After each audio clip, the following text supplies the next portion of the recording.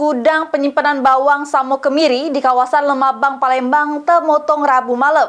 Api berasal dari tungku oven yang lupa dimatikan oleh pegawai pas lagi ngering ke biji kemiri. Sebelum berbuka puasa, singgo api berkobar besar.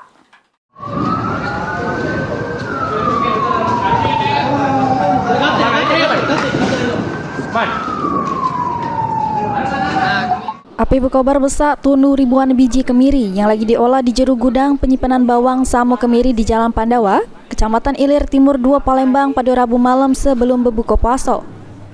Besarnya kobaran api juga nyambar sejumlah karung yang berisi kemiri Samo bawang di jero gudang, serta hampir tunu bangunan gudang sehingga membuat suasana di jero gudang dipenuhi kepulan asap.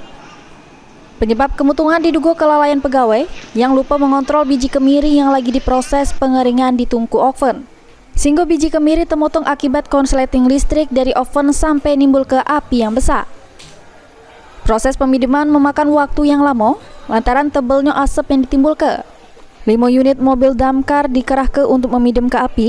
Sesudah 2 jam petugas damkar berjibaku semprot ke banyu ke sumber api.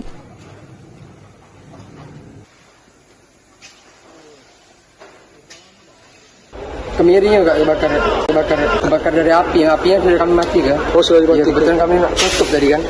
Kami mati ke apinya, cuman kemirinya terbakar. Oh, kami padam pakai air tadi tu. Kira mati kan? Terus? Menjadi dia.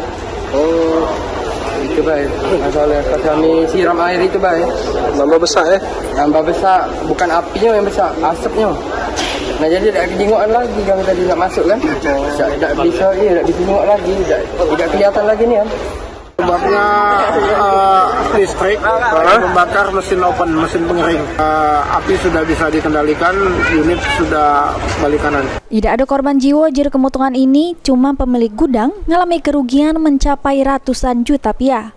Mulyadi, PAL TV.